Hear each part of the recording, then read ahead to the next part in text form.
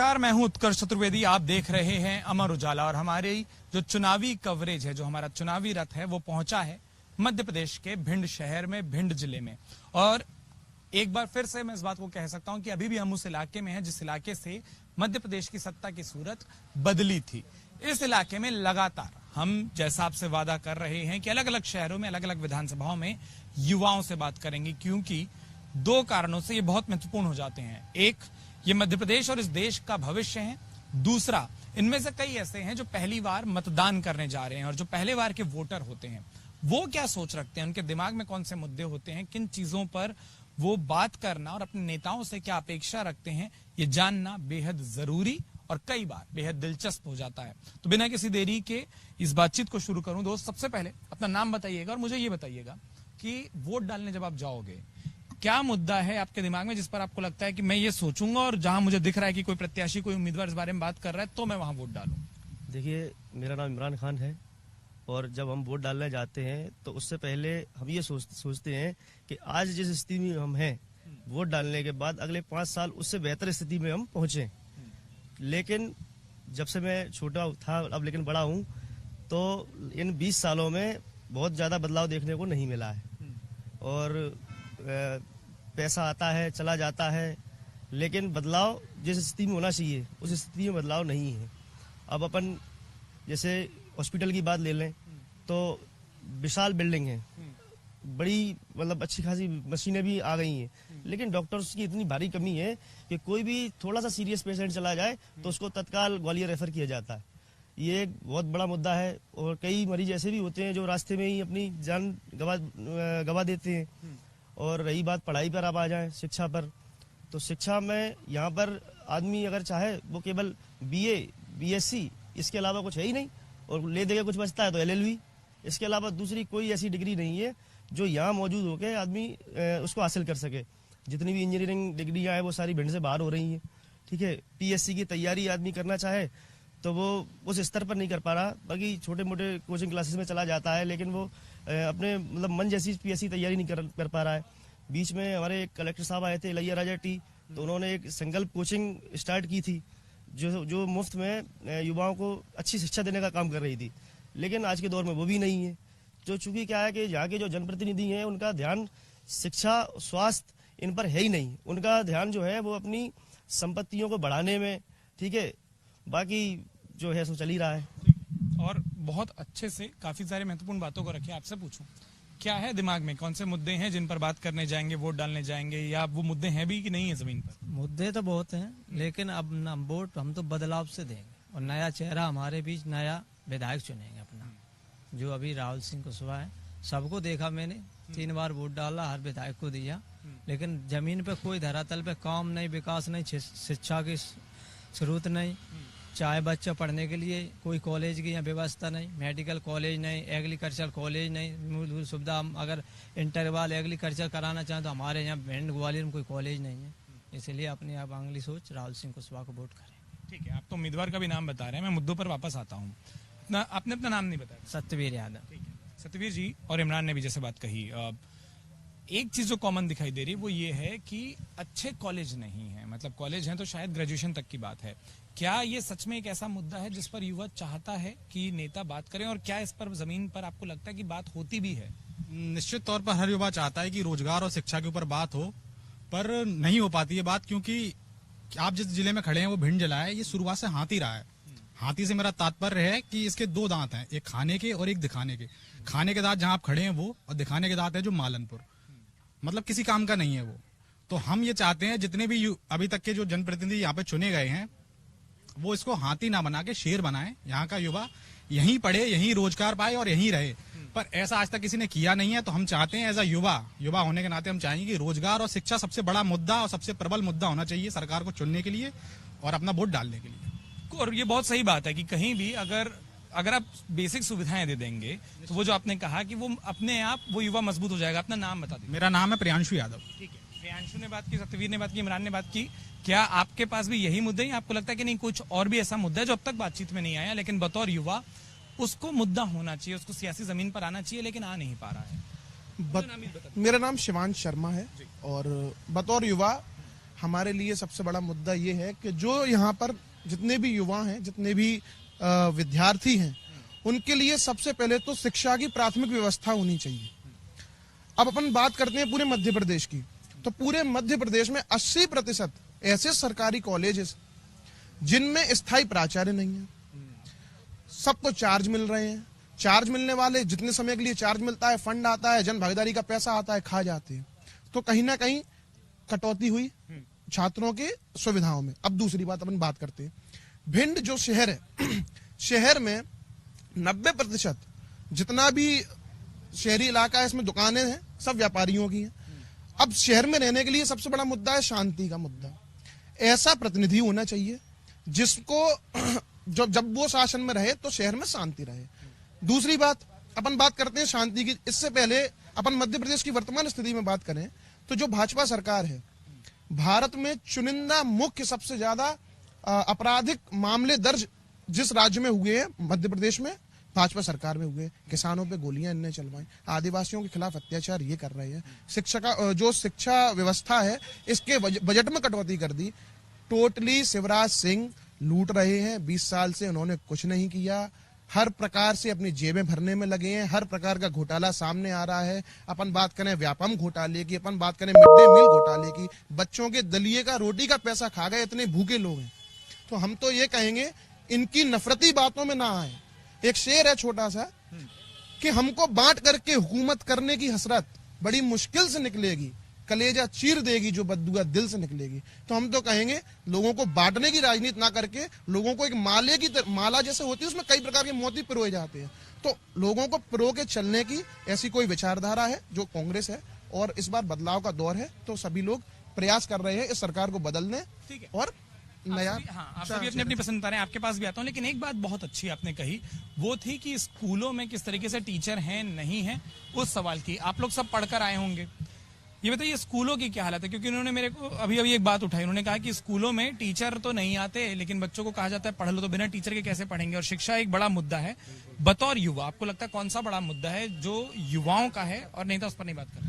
बिल्कुल, शिक्षा एक बहुत बड़ा मुद्दा है और इस पे बात होनी चाहिए। कोई बात इस पे करता नहीं है, बात करते हैं लोग, अपनी अपनी बात रखते हैं। व्यक्तिगत जमीनी स्तर पे लोग व्यक्तिगत बात करते हैं, लेकिन शिक्षा का जो मुद्दा है इस पे कोई बात नहीं करता। हमारे यहाँ कोई भी ऐसी बड़ी यूनिवर्सिटी नहीं है जिसके लिए यहाँ का जो छात्र है वो बाहर जाता है। उस छात्र के ऊपर कई प्रकार के आप समझ लीजिए पढ़ाई का जो प्रेशर है, या मान लीजिए जो आय का जो स्रोत है उस छात्र को नहीं मिल पाता है, तो वो वहां से अपनी आधी पढ़ाई या छोड़ के घर आ जाता है ना। तो अगर यहाँ पे अगर कोई ऐसी यूनिवर्सिटी होगी जिससे हमारा जो छात्र है, जिससे हमारा जो घर का भाई है वो बाहर जाता है, वो बाहर नहीं जाए, यहाँ पढ़ेगा, तो उसको आर्थिक जो उस मद्दी है उससे जूझते हुए नहीं, वो उस चीज के बीच में नहीं आएगी, पैसा बीच में नहीं आएगा, और उसको बढ़िया शिक्षा मिलेगी। और आए दिन जो आप देख रहे हो जैसे बच्चे कोटा जा रहे हैं, तो उनके साथ आए दिन हादसे हो रहे हैं, डिप्रेशन में आ रहे हैं बच्चे।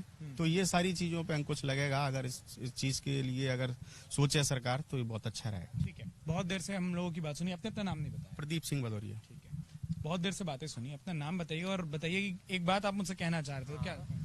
सर मेरा नाम छोटू पंडित है, निपसाई का रहने वाला हूँ और भिंड से मैं रह रहा हूँ आज कम से कम 7-8 साल हो गए। तो क्या है, मैं एक रेत का काम करता हूँ, मतलब जो रेत होते हैं घर वगैरह बनते हैं, तो उसके मामले में यहाँ पे भिंड में रह के मैंने कुछ देखा है। कुछ हमारे ऐसे विधायक हैं, विधायक लोग हैं हमारे, जिनको सरकार टिकट दे देती है, ठीक है ना। तो क्या है, उनका काम क्या रहता है, ये खनन माफियों को खदान चलाने का सिस्टम। उन्होंने कहा तुम खदान चलाओ, हम चलवाएंगे और हमको 1 लाख रुपए महीना दो, ठीक है। जैसे खदान चली है और मतलब नहीं चल पाई, उनको रुपए चाहिए। अगर रुपए नहीं मिला, जो उनके साथ काम कर रहे हैं जितने गुंडे हैं और खनन माफिया हैं, रेत माफिया हैं, तो उनको पकड़वा दिया हथियार की तस्करी या 25-27 या 307 उनको अंदर, ठीक है। जैसे चुनाव आया तो गुंडों ने उनकी सपोर्ट की, हम लोगों ने, हमारी टीम ने उनके साथ रहकर।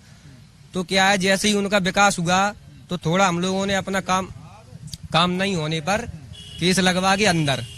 जैसे हमारे भाई साहब हैं, कुछ उनके प्रति लोग यहाँ पे मौजूद हैं, तो हम उनका नाम नहीं ले सकते। कुछ बीजेपी के नेता हैं और विधायक हैं जो यहाँ पे ये भिंड में ये पुल वगैरह के लिए, गौरी के लिए 1 करोड़ रुपए आया था। हमारे संजीव भाई साहब हैं, ठेके मतलब विधायक जी, एमएलए। तो हमको नहीं दिखता है कि यहाँ पे कुछ विकास हुआ है। ठीक है, फिर हमारे अभी उम्मीदवार बनाया है हमारे नरेंद्र जी कुशवाहा विधायक जी को, तो शायद मुझे नहीं लगता कि वो भिंड में कुछ तरक्की कर पाएंगे। उनका तो बस यही एक मकसद रहा है गुंडा। मैं वापस हो रहा हूँ, आप मुद्दे की बात करो, ठीक है, जीतेगा नहीं जीतेगा ये आप अकेले या मैं अकेले नहीं तय कर पाऊंगा ना, ये तो सब मिलकर तय करेंगे। वो तो सही है सर, लेकिन क्या है मुझे नहीं लगता। और जैसे ये यही कह रहा हूं, जब मुझे नहीं लगता वाली बात है, मैं क्यों बोला मुद्दों पर बात करते हैं, क्योंकि हर एक को कुछ लग सकता है, पर एक अकेला वोट सरकार बना रहा हो ये जरूरी नहीं है। इसलिए मैं बोला कि मैं जहाँ नाम से मैं क्यों बचता हूँ, क्योंकि मेरा ये होता है कि फिर उसमें ना हर कोई समर्थक और हर कोई नारा शुरू कर देगा। बात मुद्दों की नहीं हो पाएगी। जैसे शुरू में आपने कहा, मैं पूरा बोलने दिया कि हाँ वो मुद्दे की बात। तो मुद्दों पर अगर हम बात करें, कौन जीतेगा नहीं जीतेगा ये तो आप बात करें सर, वो तो कोई बात नहीं, कोई भी जीत जाए। तो ये सरकार ऐसे लोगों को फिर उम्मीदवार क्यों बनाती है? मैं अब ये हुआ ना मुद्दे की बात की, जहाँ अपराधीकरण है उनको उम्मीदवार क्यों बनाया जाता है, वो मैं आता हूँ, मैं दोबारा भी आ रहा हूँ। कुछ लोग अभी जुड़े हैं, मैं फिर आ रहा हूँ दोबारा। ठीक है, अच्छा हम लोगों को सुना इतनी देर से, आप लोग अभी मुझे तो एक चीज बताओ, इनमें से कौन है जो इसका वोटर आईडी बना है, नहीं बना है, या वोट देंगे? आप तीनों का नहीं बना है, ठीक है। फिर भी अगर बात करना चाहो तो मुझे ये बताओ, कौन सी चीज, अभी तो स्कूल में पढ़ रहे हो, अच्छे कॉलेज हैं भिंड में, क्या आपको लगता है यहाँ पढ़ाई कर पाएंगे? नहीं है। तो आगे क्या करना चाहते हो? MPS। कहाँ जाना पड़ेगा पढ़ने के लिए? ग्वालियर। ग्वालियर। क्या करना चाह रहे हो? मैं आर्ट्स के बाद BA करूँगा। वो तो यहाँ से हो जाएगा BA। हाँ। और BA तो वहाँ कॉलेज मिल जाएगा, अच्छे हैं। BA तक तो हो जाएगा, ग्रेजुएशन तो आपको हो जाएगी। आप BA वो भी यहीं से हो जाएगा। तो ठीक है, भिंड में रहना, इनको बाहर निकलना पड़ेगा। ग्रेजुएशन यहाँ पे अभी से थोड़ी ना हो रहा है, तो बहुत पुराना कॉलेज है। ग्रेजुएशन तो यहाँ हो सकता है। ग्रेजुएशन के बाद की जो व्यवस्था है जिनसे अपन रोजगार पा सकें, ऐसे युवा हैं, अभी जैसे बच्चे हैं तो अभी कुछ बड़े नहीं, क्योंकि स्कूल में है और चूंकि वोटर भी नहीं, मैं इसलिए पूछा कि अभी अगर इनका लक्ष्य तय होता तो मैं जरूर पूछता कि फिर विकल्प क्या है।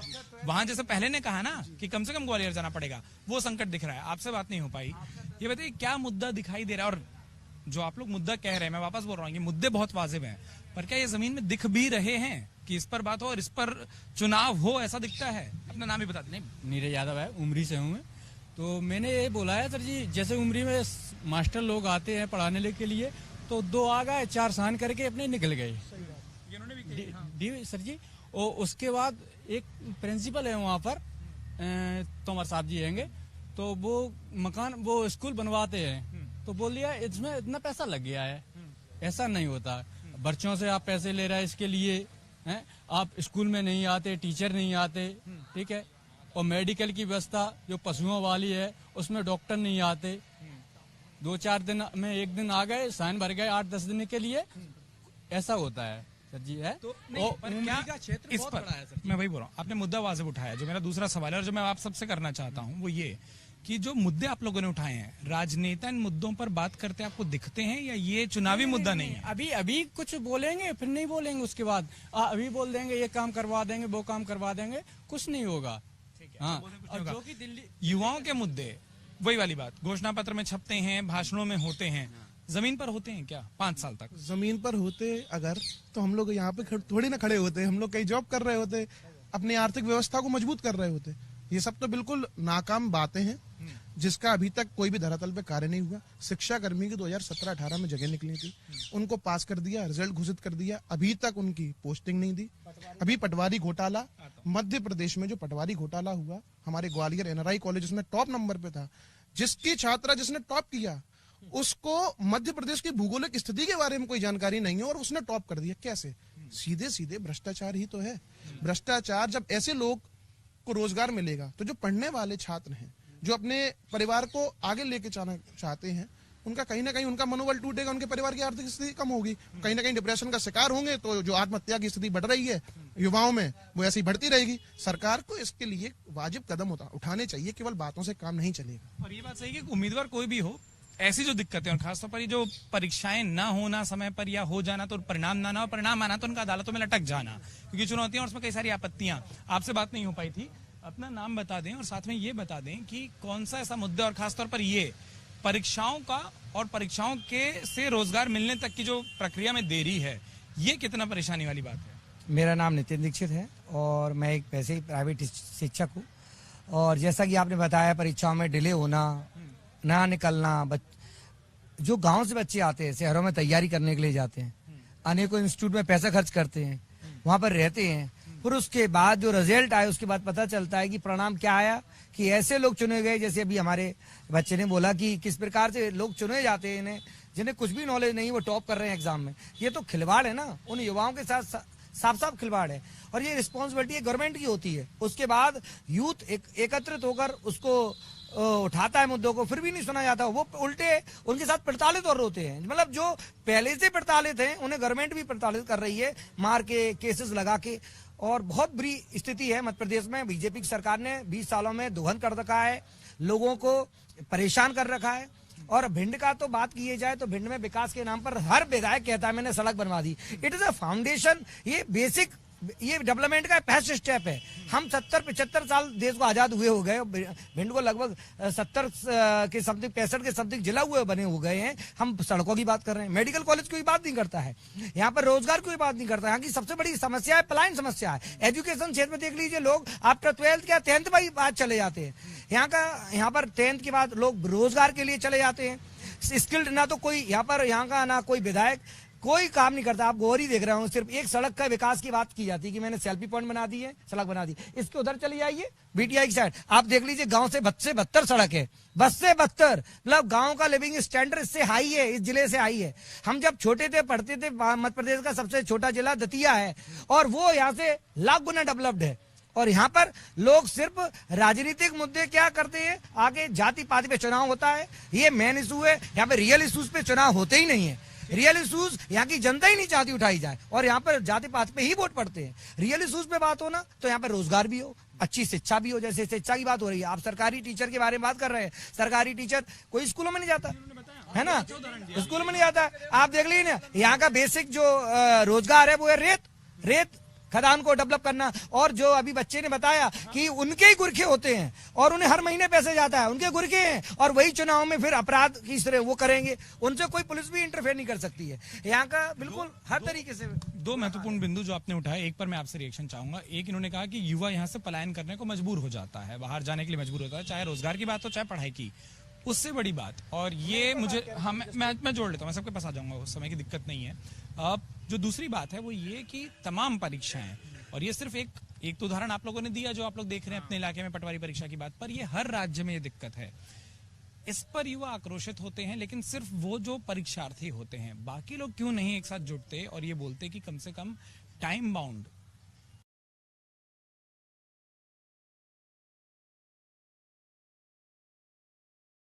ऐसा मुद्दा क्यों नहीं बन पाता कि कहीं भी परीक्षाएं नियत समय पर हों, उनके परिणाम नियत समय पर आएं और उसके बाद भर्तियां नियत समय पर हों। सरकार की नियत नहीं है भर्ती निकालना, ना बच्चों को शिक्षित करना, ना उनको स्किल डेवलपमेंट करना, क्योंकि जो स्किल जिसके अंदर होगी, जो शिक्षित होगा वो सवाल करेगा। सरकार चाहती नहीं है कोई हमसे सवाल करे।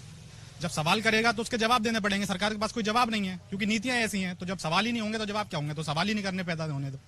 तो बहुत ठीक है, पलायन वाली बात कर लेते हैं। इमरान, बहुत देर से तुम पर दोबारा नहीं आया। ये पलायन की क्या दिक्कत है, क्यों लोग बाहर जाते हैं? देखिए, पलायन इसीलिए हो रहा है कि यहाँ शिक्षा की व्यवस्था नहीं है और सरकार ये चाहती भी है कि यहाँ से पलायन हो। उसकी वजह ये है कि जो गांव से, जब यहाँ से पलायन होगा तो गांव से फिर शहर की ओर पलायन होगा। तो जो गांव से जो शहर में आएंगे तो उनके लिए ये शहर बहुत बेहतर है। इसलिए ये सरकार चाहती है कि यहाँ से पलायन हो, क्योंकि जब ये यहाँ से पलायन होगा तो फिर गाँव के लोग फिर इस भिंड में आएंगे। अब भिंड में आएंगे तो उनको तो लगेगा भाई भिंड बहुत अच्छा है। कम से कम दो युवाओं की सोच एक जैसी मिल रही है। दोनों ने एक बात के जवाब में जरूर कहा है कि ये सरकारें चाहती कि ना तो सवाल हो और ये सरकारें चाहती पलायन हो। कोई ऐसी बात जो अब तक हुई और आपको लगता है शामिल नहीं हो पाई, कोई ऐसा मुद्दा है जो अभी भी है लेकिन छूटा हुआ है हमारी बातचीत में? सर, मैं गोलू यादव, देवगढ़ उमरी से हूँ। सर, इस बार बदलाव होना चाहिए। शिवराज सिंह जी आते 2013 में उमरी में मंडी की घोषणा कर गए थे, नगर पंचायत की घोषणा कर गए थे, अभी तक कुछ नहीं हुआ सर। टोटल भ्रष्टाचार हो रहा है। अभी ग्वालियर में पटवारी का वो हुआ था घोटाला, उसमें बीजेपी सरकार ने टोटल घोटाला किया।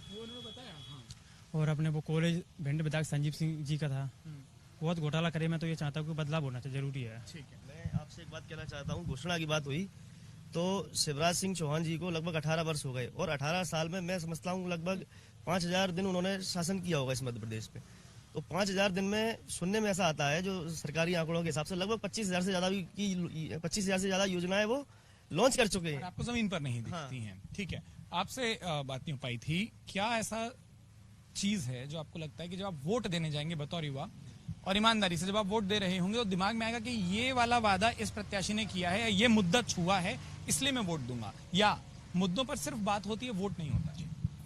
मेरा नाम सोनू शर्मा है, मैं भिंड से ही हूँ। यहाँ की बात करें सर कि बेरोजगारी एक प्रथम मुद्दा है। जो युवा यहाँ से पलायन कर रहे हैं उसका प्रथम कारण है कि बेरोजगारी। मध्य प्रदेश में भिंड और मुरैना सेना के लिए टॉप लेवल पे जाने जाते हैं, बहुत बच्चे तैयारी करते हैं। बिल्कुल, शिक्षा को लेके भैया ने अभी बताया कि क्या स्थिति है भैया यहाँ की। अब बेरोजगारी को लेके बात करें तो जब से बीजेपी सरकार आई है कितनी भर्तियां निकली ये आप हम सभी जानते हैं। इंदौर और भोपाल में मैंने देखा है कि जगह जगह होर्डिंग लगे हैं कि 1 लाख मैंने भर्तियां निकाली, इनको डॉक्टर हो गया या IPS या IAS हो गया, है ना। तो मुझे नहीं लगता कि ऐसा कहीं हुआ है। क्या है कि हमारे जैसे युवा जो हैं आज 10 साल से मैंने देखा है जब से बीजेपी गवर्नमेंट आया है कोई भी भर्ती नहीं निकली, हजारों लाखों बच्चे बेरोजगार हो गए। जिनकी उम्र पूरी हो गई 23 साल से ऊपर निकल गया, वो बच्चा क्या करेंगे? प्राइवेट जॉब करेंगे, 10,000 रुपए सैलरी मिलेगा, जिसमें वो क्या खाएंगे, क्या बचाएंगे, क्या फैमिली को पालेंगे? नंबर 1। नंबर 2 मुद्दा है MPRDC। आए दिन हर नेता जो भी रहते हैं लीडर्स टॉप लेवल के, वो घोषणाएं करते हैं कि ये हो रहा है, यहाँ हमने इतना डेवलपमेंट किया। भिंड से ग्वालियर का जो रोड है वो 4 लाइन में प्रपोजल है, लेकिन आज तक नहीं बन पाया। आए दिन हादसे होते हैं, कई लोग ऐसी जान गंवा बैठते हैं, इनके घर पे कोई कमाने खाने वाला नहीं है, उनके दिल पे क्या गुजरती है। तीसरी बात, महंगाई को लेके हर नेता बोलता है कि महंगाई हम कम कर रहे हैं, बिजली कम हो गई, पानी का बिल कम हो गया, डीजल पेट्रोल कम है, डीजल पेट्रोल आसमान छू रहे हैं। देखो टॉप लेवल के जो लीडर हैं उनको बिजली फ्री मिलता है ना, डीजल फ्री मिलता है, खाने पीने का राशन फ्री मिलता है, तो उनको महंगाई कहां समझ आएगी? मेरे प्रथम मुद्दे 3 हैं। आपसे बात नहीं हो पाई, कौन सी ऐसी बातचीत में बात है जो अभी तक नहीं आ पाई? मेरा नाम विकास सोनी है, मैं यही रहता हूँ पीछे झांसी मोहल्ला में। सबसे पहला मुद्दा तो है यहाँ प्रशासन भी किसी की नहीं सुनता है। विधायक हों, जैसे अपनी प्रेजेंट में भी संजीव सिंह यहाँ से विधायक थे, काफी लोग परेशान हुए। जब विधायक ही नहीं सुनेंगे तो प्रशासन कहाँ से सुनेगा? ASP साहब के यहाँ गए, वहाँ कोई सुनवाई नहीं होती, आवेदन में जरा लग गए, धूल जम गई होगी, कोई सुनवाई नहीं होती। CM हेल्पलाइन पे शिकायत चल रही है, वो अभी तक पेंडिंग, अभी तक निराकरण नहीं हो पाया उस चीज का। सबसे बड़ा मुद्दा ये है, क्या करे जनता? हमारे वर्तमान में इनसे तो ठीक वो थे नरेंद्र सिंह कुशवाहा जी, यहाँ से वो जनता की कम से कम सुनते तो थे। उनके द्वार पे जाओ, उनके बंगले पे जाओ, तो वो कम से कम समस्या सुनते थे। बताओ क्या समस्या आपको, मैं चलता हूँ आपके साथ SP साहब के पास। इन्होंने बिल्कुल नहीं सुनी। साफ सी बात, प्रतिनिधि नहीं सुनेगा तो कहाँ से सुनेगी पुलिस? तो फिर आप समझो ही कुछ सुनवाई नहीं होती जनता की यहाँ। ठीक है, आप में से कोई और जिसको लगता है कुछ पॉइंट आप जोड़ना चाहेंगे? ठीक है, आप और आप। ठीक है, मैं आता हूँ। जैसे भाई ने बात की कि पुलिस प्रशासन नहीं सुनता है, तो ये बात तो हकीकत है कि मध्य प्रदेश का सबसे निरंकुश कोई विभाग है तो पुलिस विभाग है। यदि कोई नेता अपराध कर देता है, जैसे अजय मिश्रा टैनी के लड़के ने कर दिया, उसका क्या हुआ? कुछ नहीं, क्योंकि गृह राज्य मंत्री हैं साहब। और यही कोई बेचारा गरीब मजबूरी में उसके खिलाफ अत्याचार हो रहा है, उसने अत्याचार के जवाब में अगर कुछ कर दिया, उसके घर तोड़ दिए जाते हैं। सबसे निरंकुश पुलिस, गरीबों की सुनवाई नहीं है, और जो नेता और पैसे वाले चले जाते हैं उनके पैर छूना उनका काम है। दूसरी बात, अभी शिक्षा की जो बात की, हमारा जो सबसे बड़ा कष्ट है, चूंकि हम छात्र राजनीति से जुड़े हुए रहे हैं, हमारा जो सबसे बड़ा कष्ट ये है, जो जिन आर्थिक संपन्न है वो तो अपने बच्चों को बाहर पढ़ाने भेज सकते हैं, लेकिन विडंबना ये है कि जिनकी आर्थिक स्थिति सही नहीं है और जो बच्चे कुछ भविष्य में करना चाहते हैं, अपने परिवार को लीड करना चाहते हैं, उनके पास कोई ऑप्शन नहीं रहता, बशर्ते भिंड रहकर वही गंदी राजनीति की बातें, वही गुंडागर्दी की बातें, उनका दिमाग भटक जाता है और अपने भविष्य में बेचारे ना चाहते हुए भी उनका भविष्य बर्बाद हो। बेहतर पढ़ाई और बेहतर रोजगार के विकल्प नहीं मिल पाते। इमरान, क्या आप जोड़ना चाह रहे थे? मैं ये जोड़ना चाह रहा हूँ, इतनी समस्याएं हैं, इन समस्याओं का समाधान कैसे हो? अब समाधान ये है कि चुनाव का वर्ष है और चुनाव अब कुछ दिनों में है ही। तो चूंकि पुराने लोगों को अपन देख चुके हैं, किसी को 1 बार देख चुके हैं, किसी को 3 बार देख चुके हैं, किसी को 4 बार देख चुके हैं, तो मेरी व्यक्तिगत सबसे मेरी इच्छा है कि इस बार कोई नया चेहरा अपन लाए और इन जो 5 कैंडिडेट आज की दौर में यहाँ भिंड में हैं, इन 5 कैंडिडेटों में सबसे अगर युवा और सबसे प्रभावशाली कोई उम्मीदवार है तो आम आदमी पार्टी से राहुल सिंह कुशवाहा है। चूंकि मैं युवा हूँ इसलिए उनकी बात कर रहा हूँ, वैसे मैं किसी की पक्ष नहीं रखना चाह रहा। मैं इसीलिए ये वाली बात कह रहा हूँ कि चूंकि युवा है तो लोग उनको यहाँ मतलब व्यक्तिगत रूप से मैं उनका समर्थन करूंगा। लोग क्या करेंगे, ये पार्टी का नाम इन्होंने लिया, आपने लिया, मैं वापस कह रहा हूँ, उसमें मुझे आपत्ति नहीं है। हम ये दावा नहीं कर सकते कि ये जीतेगा, क्योंकि ये पूरे भिंड की जनता मिलकर तय करेगी कौन जीत रहा है नहीं जीत रहा है। हाँ, इस बात से मैं सहमत हूँ कि बतौर युवा आप सोच रहे हैं कि आपका नेता युवा हो तो शायद आपकी दिक्कतों को बेहतर तरीके से समझेगा, आपको जोड़ना चाह रहे थे। अब सर जी हम ये कहना चाहते हैं, जैसे कि एक आज से 5 साल पहले हमारे संजू एक विधायक जी हैं यहाँ के, उनको बनाया था तो ना तो इन्होंने कोई विकास किया, कुछ भी नहीं किया। रुपए आए थे ऐसे ऊपर से, तो यहाँ ये छोटा पोटा टेंडरीमेंट करा दिया है और अपने घर चला रहे हैं, अपने खनन चला रहे हैं। जो इनके साथ जितने गुंडे जुड़े हैं भिंड से, तो क्या उन्हीं के ही घर वालों की नौकरी दिलवा रहे हैं। किसी को महिला बाल विकास में लगवा दिया, किसी का फिजिकल नहीं आ रहा है 10 लाख रुपए में उनको लगवा दिया, किसी को इसमें भर्ती, किसी को उसमें भर्ती, सब रिश्वतखोर है। और जो कि अभी एक उम्मीदवार हमारे रजपाल भाई साहब को बनाया है भिंड से, नए नेता है जो पहली बार इनका टिकट हुआ है, तो वो भी फिर ठीक है। वो फिर मैं तो ये चाहता हूँ, ये ब्राह्मण होने के नाते एक हमारे राकेश चौधरी है, ये देखो कांग्रेस नेता है, तो इन्होंने विकास किया है भिंड में, बहुत सा विकास किया है और करते आ रहे हैं वो। ठीक है, अच्छी बात, पर एक अच्छा नेता है। मैं इसमें सिर्फ अपनी तरफ से एक चीज जोड़ दे रहा हूँ। मैं वापस, और तुमको लगेगा तुमको टोक रहा हूँ, बस ऐसा नहीं है। मेरी दिक्कत क्या है ना, मैं जब युवाओं से बात करता हूँ, युवा उसके बाद सरनेम घुसा देते हैं, तो फिर आप बोलते रह जाइए कॉलेज। हर नेता को लगेगा कि कॉलेज नहीं चाहिए, सरनेम चाहिए, ठीक है, और फिर वो बात घूमकर वहां आ जाती है जहां आप आ गए। और सर जी नेता लोग नहीं चाहते कि जितने उनके साथ में लोग हैं, आप चाह रहे हैं, मैं वही बोल रहा हूँ, हम जब ये उपनाम जोड़ देते हैं ना दोस्त, मैं इसलिए बोला कि मैं किसी भी नाम से क्यों बचता हूँ। जैसे हम ये बोलते हैं कि मैं चाह रहा हूँ क्योंकि मेरा पूरा नाम ये है और मेरे पूरे नाम का एक उम्मीदवार या मेरे उपनाम का एक उम्मीदवार मौजूद है, तो वो बेहतर है। तो जैसे आप उपनाम से चुनेंगे तो वो भी आपको उपनाम से ही देखेगा, फिर वो ये देखेगा कि वो जो हम बोलते हैं ना कास्ट वाली वोटिंग, मामला वहां फंस जाता है। और चूंकि उन्होंने वो बात उठाई है तो मुझे लगता है कि एक सवाल कर लूं, वोट देने जब जाएंगे मुद्दा दिमाग में होगा कि उम्मीदवार और उम्मीदवार का वो सामाजिक समीकरण और उसकी पार्टी, हावी क्या हो जाता है ईमानदारी से वोट देने जब जाते हैं तो हम ऐसा, जैसे हम थोड़ा बहुत शिक्षित हैं भिंड के हिसाब से, थोड़ा बहुत इतना हमारा व्यक्तिगत विचार है कि हम तो जातवाद नहीं देखते, ना कास्ट देखते हैं, हम तो सीधा सिंबल देखते हैं। हम उस पार्टी के घोषणा पत्र की मैनिफेस्टो पढ़ के जाते हैं जो हमारे लिए एक बेहतर विकल्प, हाँ, जिसने आपके लिए वो वादे किए कि जहां आपके वर्क की बात आ जाए। जैसे कि इंग्लिश का एक मुहावरा है, all that glitters is not gold, हर चमकती चीज सोना नहीं होती, उसी प्रकार हर घोषणा करता हुआ नेता समाज सेवी नहीं होता। तो ये भी तो चुनना पड़ता है कि वो, जैसे उन्होंने थोड़ी देर पहले कहा ना कि कह तो बहुत कोई दे देता है लेकिन होता नहीं है। जब वोट डालने जाते हैं तो ये जितनी बात हो रही है स्कूल, कॉलेज, शिक्षा, रोजगार, ये दिमाग में होता है या कुछ और आ जाता है जब वोट डाल रहे हैं? मैं वहां नहीं रोक रहा हूं, मैंने बस ये कहा जो थोड़ी देर पहले बात निकली कि बात, क्योंकि जिस तरीके से निकली ना, वो मुद्दों पर हो पाएगी या ऐसे हो जाएगा आखिर में कि हम बात तो मुद्दों की कर रहे थे लेकिन अंदर आ गए और जब हमने वो बटन दबाया ईवीएम का तब कुछ और चीज आ गई। वैसा तो नहीं हो जाता है कि बात करने को तो बड़ी अच्छी बात होती है कि चलो स्कूल पर बात कर ले, कॉलेज पर बात कर ले, अस्पताल पर बात कर ले, लेकिन वोट उसको दें जो अपना हो। अब वो अकेले नया मेरे प्रत्याशी है उसको वोट देंगे, पुराने वाले कुछ नहीं कर पाएंगे। हाँ, देखिए तीनों तरीके, मैं वही बोल रहा हूँ, तीनों तरीके की बात है। एक बात इन्होंने कही, इन्होंने कहा कि मैं उसको वोट दूंगा जो मुझे सुनेगा। एक आपने कहा कि पुरानों को ट्राई कर लिया, नए को ट्राई करेंगे। एक इन्होंने कहा कि एक तरफ हमने लंबा देख लिया, अब हम विकल्प चुनेंगे। तो बात आप सबकी आ रही है, लेकिन वही सवाल, वोट देने जाते हैं, मुद्दे सच में ध्यान में होते हैं या फिर वो समीकरण भारी हो जाते हैं? या एक चीज और जो कई बार युवा वोटरों को लगता है, एक शब्द बहुत सुना जाता है, अरे हवा इसकी, तो उनको लगता है मेरा वोट खराब तो नहीं होगा, हवा के साथ ही चल लूं। नहीं, तो हम हवा के साथ बह जाएंगे तो फिर हमारी शिक्षा का और हमारी पढ़ने लिखने का क्या है? हम पढ़े लिखे हैं तो हम अपने वो क्या कहते हैं, व्यक्तित्व से चुनेंगे कि कौन अच्छा है कौन बुरा है। और अभी जैसे हम बात कर रहे हैं शिक्षा की, रोजगार की, हर नेता 3 तारीख तक रिजल्ट आने से पहले तक शिक्षा की, रोजगार की, हर चीज की बात करेगा। लेकिन हम 18 साल से देख रहे हैं वो बात करते हैं लेकिन बात को नीचे उतार नहीं पाए, धरातल पे आ नहीं पाए। तो निश्चित तौर पर इस बार बदलाव चाहती है मध्य प्रदेश की जनता और कांग्रेस को हम चुनेंगे इस बार। भाजपा का बहुत सह लिया और बहुत प्रताड़ना सह ली हमने अपने ऊपर और जनता के ऊपर भी, तो अब नहीं। ठीक है, मुझे लग रहा था तकरीबन हर पार्टी के नाम आ चुके हैं, मतलब विकल्प का भी नाम आ गया, उस उम्मीदवार का भी नाम आ गया जो किसी पार्टी से, और किसी और का भी नाम आ गया जो किसी पार्टी से है। महत्वपूर्ण क्या है? महत्वपूर्ण है कि जो बात हो रही है, और खासतौर पर यह समझना, जैसे हम समझने के लिए, मध्य प्रदेश की जमीनी हकीकत को समझने के लिए सत्ता के संग्राम में आए हैं, ये चेहरे और उससे पहले भी जो बातचीत में मेरे साथ जुड़े रहे, उनने कुछ महत्वपूर्ण बातें उठाई है। अच्छा कॉलेज सबको चाहिए, अच्छा अस्पताल सबको चाहिए, सिर्फ सड़क मतलब विकास नहीं है, ये भिंड ने हमको लगातार समझाया है। और इसी तरीके से लोगों को रोजगार हो, युवाओं के पास शिक्षा के बेहतर मौके, बेहतर अवसर हो और केवल घोषणाएं ना हो।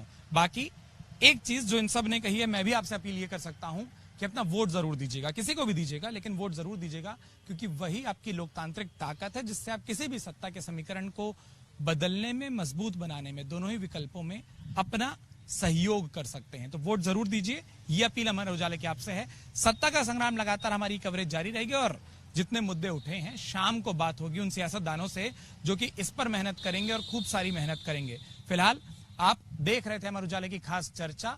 हम आपके बीच शाम को एक बार फिर आएंगे, आपके बीच मौजूद होंगे। आप देखेंगे सत्ता का संग्राम, अमर उजाला मध्य प्रदेश छत्तीसगढ़, और अमर उजाला को सब्सक्राइब करना मत भूलिए। अपना वक्त देने के लिए बहुत बहुत शुक्रिया।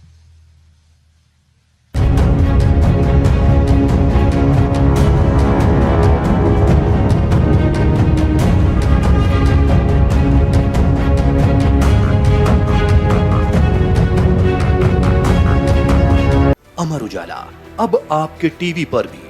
अपने स्मार्ट टीवी पर YouTube पर सर्च करें अमर उजाला, चैनल सब्सक्राइब करें और देखें ताजा खबरें, वो भी HD क्वालिटी में। और हाँ, बेल आइकन दबाना ना भूलें ताकि हर खबर हो आपके घर। अमर उजाला, निष्पक्ष, निर्भीक, निरंतर।